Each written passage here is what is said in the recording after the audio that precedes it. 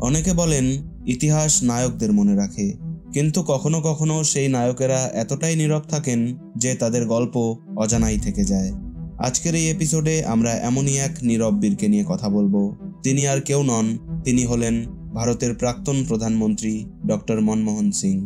এই ভিডিওতে আমরা জানব কিভাবে এক সাধারণ কৃষক পরিবারের ছেলে হয়েও তিনি হয়ে উঠলেন ভারতের অর্থনৈতিক পুনর্জাগরণের স্থপতি এবং ভারতের প্রধানমন্ত্রী। তো চলুন শুরু করা যাক।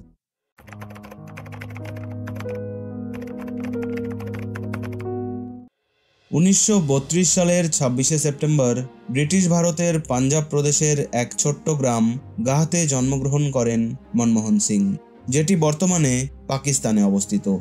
তার পিতা গুরুমুখ সিং এবং মা অমৃত কর। তাদের পরিবার ছিল এক সাধারণ কৃষক পরিবার। সেই সময় ভারতের গ্রামাঞ্চলে শিক্ষা ছিল একটি স্বপ্নের মতো। তবে মনমোহন শৈশব থেকেই পড়াশোনায় বিশেষ মনোযোগী হন। ছোটবেলায় গ্রামের স্কুল থেকেই তার শিক্ষার শুরু। তবে জীবনের প্রথম বড় আঘাতটি আসে 1947 সালে, যখন দেশভাগের সময় তার পরিবারকে পাকিস্তান ছেড়ে ভারতে চলে আসতে হয়। দেশভাগের সেই তীব্র অশান্তির মধ্যে তার পরিবার পাঞ্জাবের অমৃতসরে আশ্রয় নেয়। তার চোখের সামনে তিনি দেখেছিলেন দেশভাগের এই করুণ পরিস্থিতি, কিভাবে মানুষ তাদের ঘরবাড়ি ছেড়ে আশ্রয়হীন হয়ে পড়েছিল। অমৃতসরে বসবাস শুরু করার পর তার পরিবার চাইছিলেন তিনি পরিবারের কাজে হাত লাগান, কিন্তু মনমোহনের ঝোঁক ছিল পড়াশোনার প্রতি। ধীর স্থির অথচ তীক্ষ্ণ মনোযোগী ছাত্র ছিলেন তিনি। শিক্ষাক্ষেত্রে বরাবরই প্রথম স্থান অধিকার করে এসেছেন তিনি। 1952 সালে পাঞ্জাব বিশ্ববিদ্যালয় থেকে অর্থনীতিতে ব্যাচেলার্স ডিগ্রি অর্জন করার পর 1954 সালে একই বিশ্ববিদ্যালয় থেকে অর্থনীতিতেই মাস্টার্স ডিগ্রি সম্পন্ন করেন। কিন্তু এখানেই থেমে থাকার মানুষ ছিলেন না মনমোহন। 1957 সালে তিনি কেমব্রিজ ইউনিভার্সিটিতে যান। কেমব্রিজের বিখ্যাত প্রফেসর জোয়ান রবিনসন তার চিন্তাধারাকে গভীরভাবে প্রভাবিত করেছিলেন।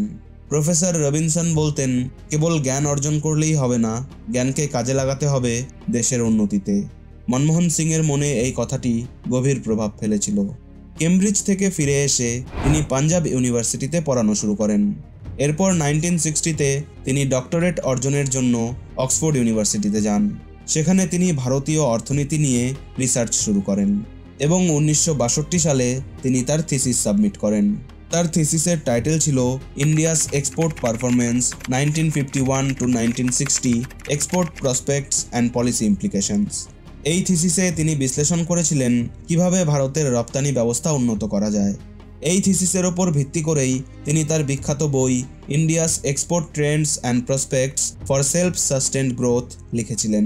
তার শিক্ষাজীবন শুধু ডিগ্রি অর্জনের মধ্যেই সীমাবদ্ধ ছিল না, বরং এই সময়ে তিনি নিজের মধ্যে এক অ্যানালিটিক্যাল ক্যাপাবিলিটি তৈরি করেন, যা তাকে পরবর্তীকালে একজন সফল অর্থনীতিবিদ হিসেবে পরিচিত করে তোলে।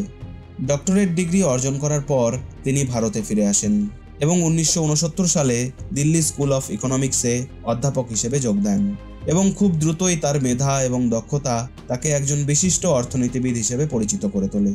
তার মেধা এবং কাজের প্রতি নিষ্ঠা সরকারেরও নজরে আসে।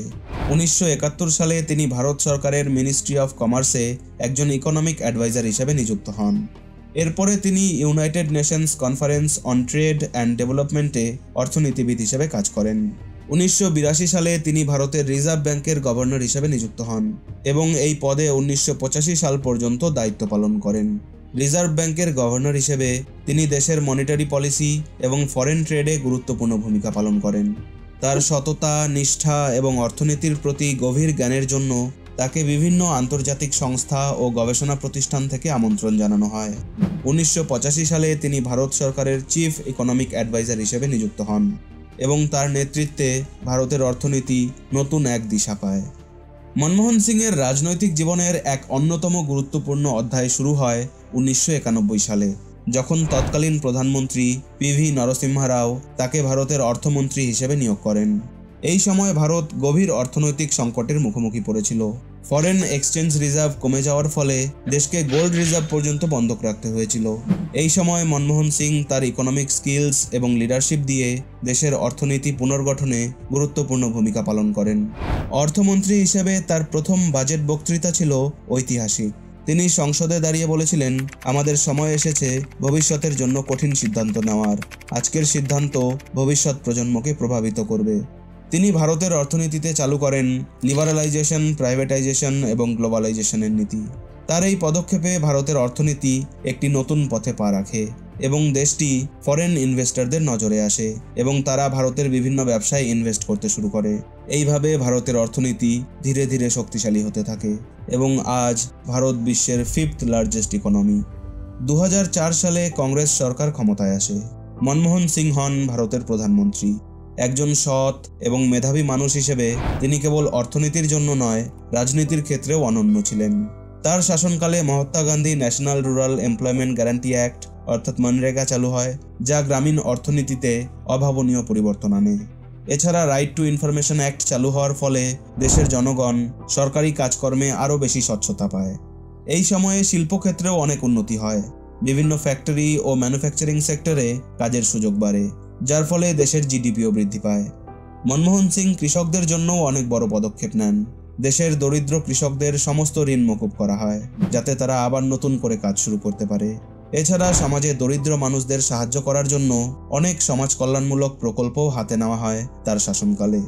তার সময়ের আরেকটি বড় সাফল্য ছিল ভারত মার্কিন পারমাণবিক চুক্তি।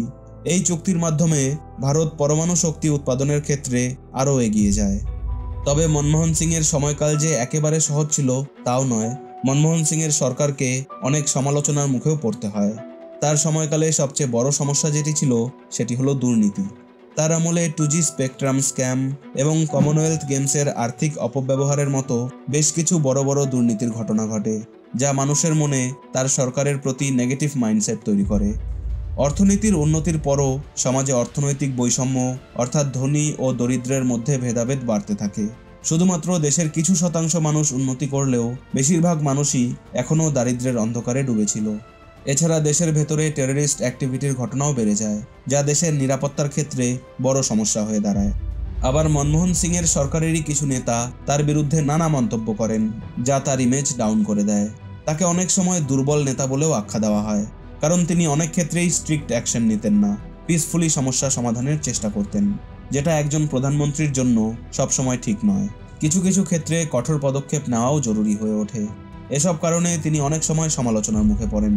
তবে সবকিছুর পরেও তার নেতৃত্বে দেশের অগ্রগতি অব্যাহত থাকে।